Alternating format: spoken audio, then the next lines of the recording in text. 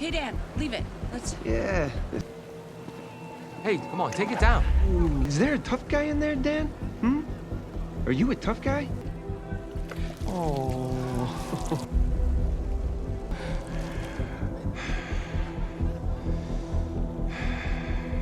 Hey, tell me, how'd a loser like him get a girl as fine as you?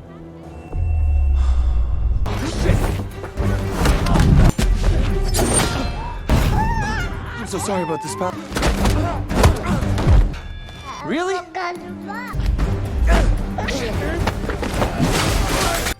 Daniel. Oh, I'm so sorry, Mrs. Overmeyer. What would you do if the perfect dad next door was hiding a deadly secret? Dan Morgan looks like the ideal suburban father, loving husband, friendly car salesman, and the guy who never misses family dinner. But years ago, he wasn't selling cars. He was one of the most dangerous assassins alive. Now his past has finally caught up with him. Deadly enemies are hunting him down, and the only way to keep his family alive is to take them on what he calls a simple family road trip. But this is no vacation. Behind the smiles, Dan is secretly fighting killers, dodging bullets, and trying to keep the biggest secret of his life hidden from the people he loves most.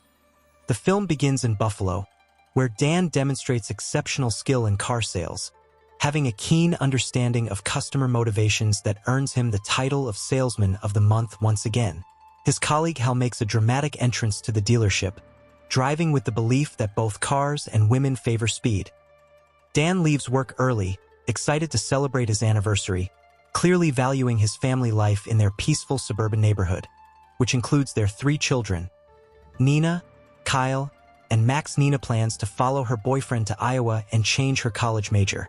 Meanwhile, Kyle struggles to connect with his father, barely able to articulate his thoughts, and opts to visit his friend Samir after Dan discourages his gaming habits. Each year, Dan and Jessica commemorate their anniversary with a visit to a carnival. Dan enjoys these moments together, but Jessica yearns for more excitement. After an exhilarating roller coaster ride, Dan promises to make their outings less predictable. In a tender moment while they share a kiss, someone captures a photo without their consent. When Dan confronts the individual about deleting the photo, he is met with mockery and provocation as the young man posts it online along with derogatory comments, labeling Dan a loser.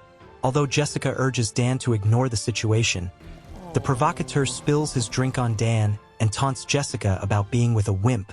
Struggling to contain his anger, Dan walks away despite feeling disrespected. On their way home, Jessica reassures Dan that she did not want him to confront the bully, fully aware of his strong aversion to violence. However, she secretly feels disappointed in him. At home, Dan reflects on the incident while expertly changing his son's diaper before heading to bed, where he finds Jessica already asleep. He mutters that he should have confronted the bully physically, eliciting a laugh from Jessica. Recognizing her husband's disappointment, she offers an apology for her earlier reaction. The following day, Jessica channels her frustrations during a kickboxing class, where she engages in conversation with a woman named Gwen. While delivering punches to the heavy bag, Jessica shares her concerns about their teenage daughter. Gwen discloses that she is in Buffalo to visit her ex-partner. In an unexpected turn of events, Jessica accidentally strikes Gwen in the face, resulting in a surprising camaraderie over smoothies. Jessica expresses her feelings of entrapment and frustration regarding Dan's contentment with their monotonous lifestyle, reminiscing about her earlier aspirations to travel and explore the world. Gwen, who happens to be a travel agent, mentions she has a flight to catch but leaves her business card with Jessica, presenting a potential opportunity for escape. Meanwhile, while shopping with Max, Dan notices a suspicious individual observing him. When the man suddenly lunges at him, Dan urgently requests to put his baby down first, but the assailant remains unyielding.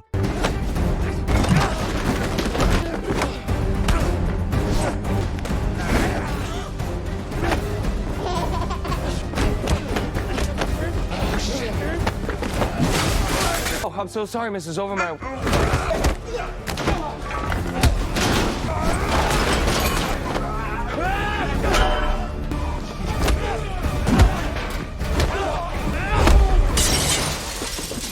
Dan navigates the streets with a newfound confidence reminiscent of a well-known television father figure, drawing curious glances from neighbors who sense a shift in his demeanor.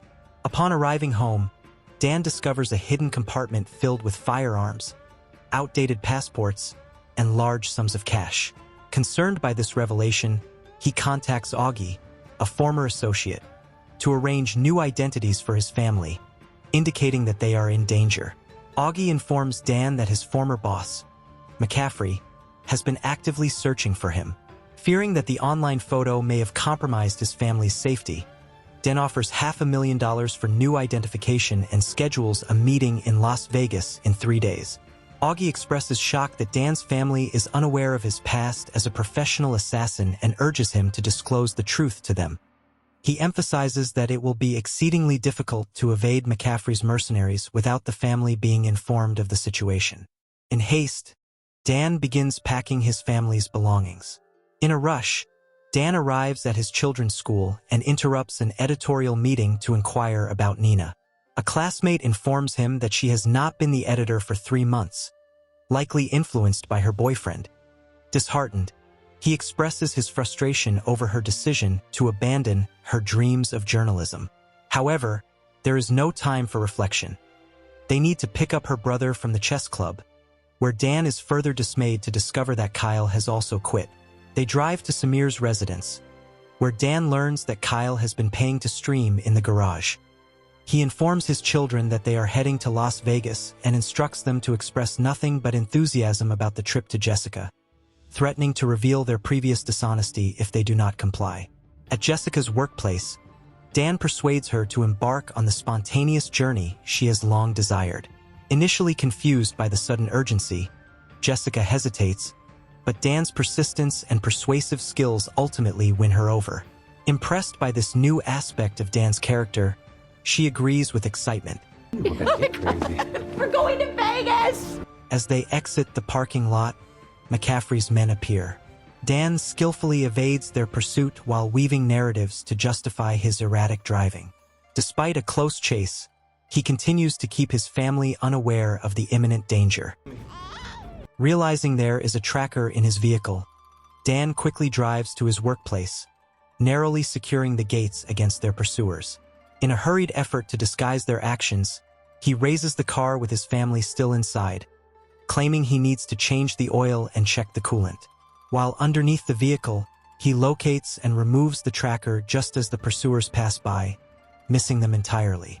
Noticing how preparing to test drive a new car, Dan encourages him to accelerate and discreetly attaches the tracker to Hal's vehicle. The pursuers are successfully diverted by this decoy.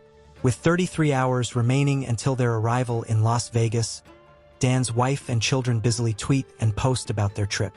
To avoid detection, Dan collects everyone's phones, declaring it a device-free journey, which frustrates the children. Now, without electronic devices, they rely on traditional navigation methods. At the travel agency, the clerk is amused when he learns they do not have phones and retrieves dusty old maps. Dan hands him a stack of cash, requesting a hotel room in Las Vegas. For the first time in a long while, the family genuinely connects. Oh no, turn off the lights and I'll go.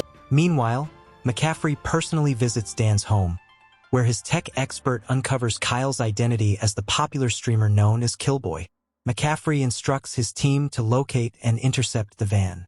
During a stop, Nina expresses her critical perspective on Kyle's gaming career, reflecting her boyfriend's opinions. Kyle, in turn, mentions that he misses the old Nina, who had her own distinct personality and was considered cool. While they converse, a girl recognizes Kyle and requests a photo with him. In a restroom along their journey, Dan rehearses how to confess to Jessica about his past as an assassin, uncertain about how to approach the subject. Afterward, he proceeds to pay for their accommodations. As he exits, Dan observes Kyle engaging with the girl, which impresses him as a father. He inquires of Nina why the girl requested a selfie with Kyle and why she refers to him as Killboy. Upon discovering that his son is a well-known gamer and that the girl intends to share the photos online, he informs the family that all the rooms are booked and that they must continue on their journey. In response, McCaffrey recruits a local motorcycle gang to pursue Dan. As they approach a bridge, Dan spots 3 bikers. His family, lulled to sleep by soothing music playing through their headphones, remains oblivious as he readies his silenced weapon.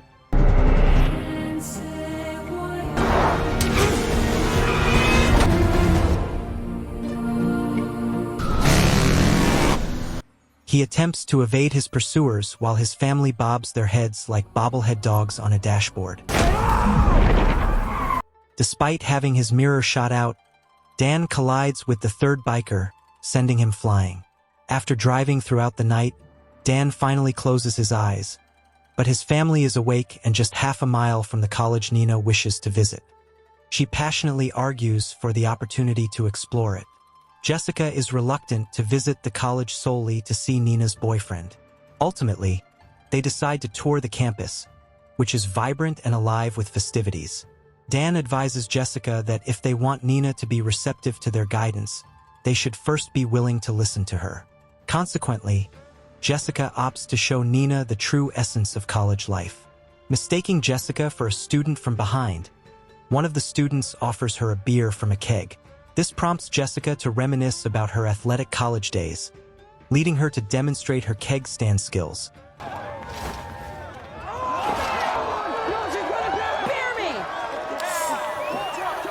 Which impresses even Nina. Nina's primary motivation for visiting the campus is her boyfriend, Trevor, who is a student there, as Kyle informs her. During the campus tour, Dan expresses his admiration for Jessica's performance. She excitedly contemplates what her life might have been like had she not left her sports career behind and acknowledges that she appreciates his spontaneous behavior over the past few days. Dan notices a suspicious German man on his phone and suspects he may be an operative for McCaffrey. He initiates a conversation with the man, inquiring about his profession, which Jessica observes with curiosity due to the unusual nature of their dialogue. To ensure that Jessica cannot understand their conversation, Dan begins speaking German with the man. Once Jessica steps away, the man reveals the contents of his briefcase. However, Dan soon realizes his error when he is unexpectedly attacked by another individual. A fight ensues in the lab while his family is just beyond the wall on their tour.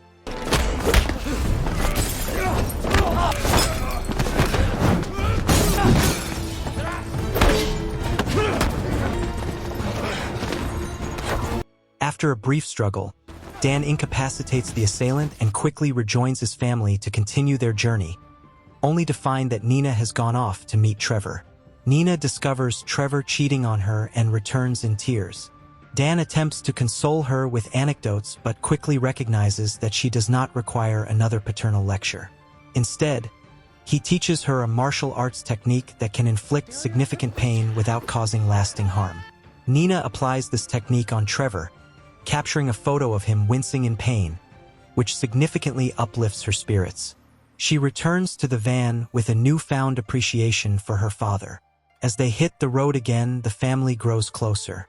While driving, Nina expresses her gratitude to Dan for his constant support and considers reclaiming her editorial position at school. Dan encourages her and shares his admiration for her work. At a modest motel, the parents finally relax and unwind. Jessica finds herself charmed by Dan's spontaneous side and feels a noticeable change in him. She suspects that he was always this way before they met but altered himself because of her influence. Dan reassures her that his transformation stemmed from his dissatisfaction with who he was in the past. The following morning, Dan contacts Augie, who is en route to deliver new identities to Dan and his family. The only issue is that he has not yet informed them of this development, and Augie becomes increasingly anxious upon realizing this oversight. He discreetly returns the phone he had taken and mentally prepares himself for the upcoming conversation. Kyle joins him, and they finally discuss his identity as a streamer, a pursuit in which he excels at a professional level.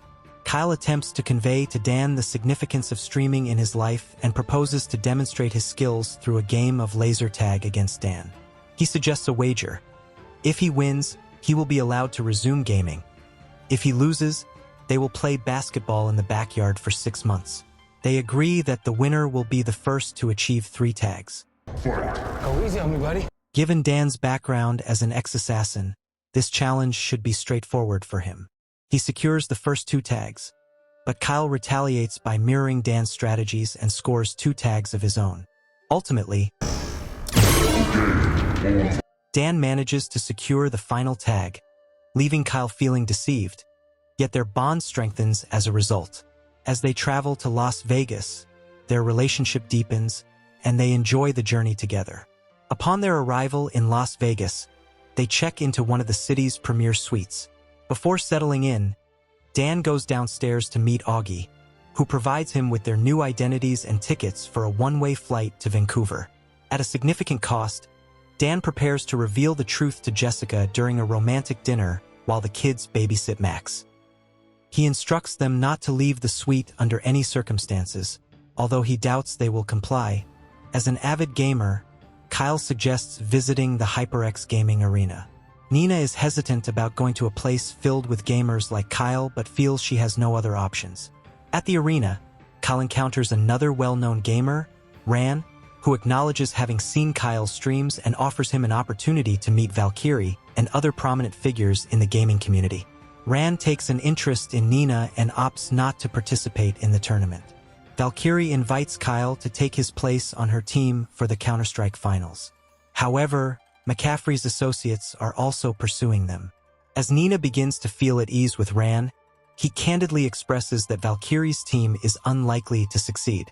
Despite this, when all of Valkyrie's teammates are eliminated, Kyle rises to the occasion and single-handedly defeats the opposing team. Dan attempts to disclose the truth to Jessica at a French restaurant, but is repeatedly interrupted. Frustrated, he begins to reprimand the waiter in French for the disturbances.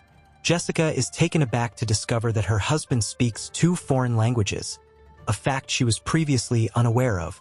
Lacking the courage to reveal the truth about his past, he starts to explain it in French. Although she does not grasp the meaning, Jessica finds his words melodic and appealing. He decides to postpone his confession and suggests they go gambling together. After some time, he decides to check on the children, but his call goes unanswered, prompting them to return to their suite. Upon arrival, Jessica is momentarily misled by dummies arranged to resemble their sleeping children, which eases Dan's mind. As Jessica goes to freshen up, an ominous silhouette appears in the background. She creates a romantic ambience with music and a love mist. Thanks to the mist, Dan notices laser sights and skillfully dodges incoming bullets. He seizes a bottle of tequila, throws it and shoots it, igniting the assailants and neutralizing the threat. However, Jessica is taken hostage. Dan lowers his gun but discreetly reaches for a knife. When the assailant addresses Dan as Sean, the grim reality dawns on Jessica, but the shock causes Jessica to vomit. She then rushes to find the children, only to discover the dummies in their place. Recalling the assailant's mention of HyperX, she realizes where they might be located. At the gaming arena, just as Kyle finishes his game with an impressive 30 kills, Dan and Jessica arrive to pick them up.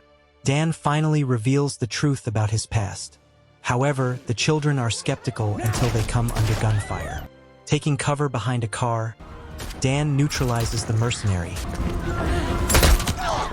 In the aftermath, while they seek refuge, Dan shares the full extent of his past, including his involvement as one of McCaffrey's mercenaries responsible for 43 deaths. Kyle accuses Dan of hypocrisy for having banned him from gaming due to fake violence while being an assassin himself. They begin to understand why Dan had always been reluctant to leave the city and harbored strong reservations about social media. The family reunites just as law enforcement arrives on the scene. 6 months later, Nina becomes a renowned journalist by reporting on McCaffrey's assassination group. Dan establishes a company that trains security personnel and hires Augie. Jessica takes on coaching responsibilities while Kyle continues creating online videos. The family prepares for a significant trip in an RV to take Nina to Stanford. In keeping with their new tradition, they decide to disconnect from their phones. If you found this recap enjoyable, please give it a thumbs up. Thanks for watching. Please like and subscribe if you're new to our channel. You can support us by sending a gift or super thanks. We love you.